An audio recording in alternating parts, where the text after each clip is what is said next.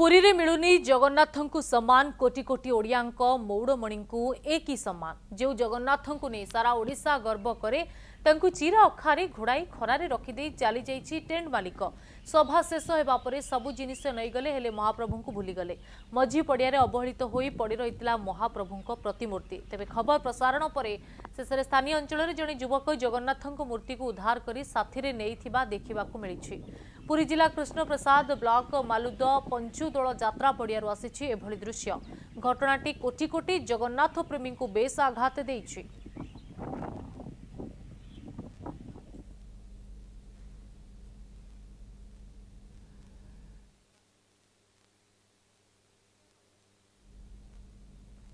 तेरे पुरी रे जेतेबेले जगन्नाथंको ना कथा सामना को आसे तो चारियाडू जगन्नाथंक प्रेमी को अनेक प्रकार आघात देव जे जोठी टेंट मालिक जगन्नाथंक प्रतिमूर्ति को एक खोला पड़िया रे छाड़ी पळाइछंती।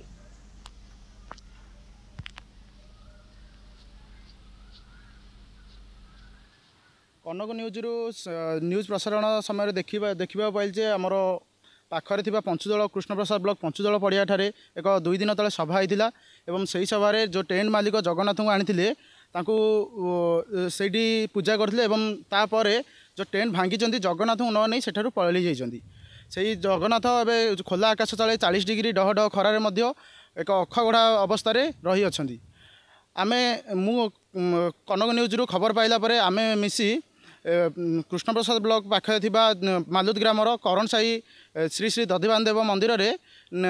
ठाकुर को नहीं रखीजु एवं सेठारे से ठाकुर मध्य पूजा पाउछंती। टेंट मालिक यही जो कामटी कर निंदनीय काम कर आम जगन्नाथ प्रेमी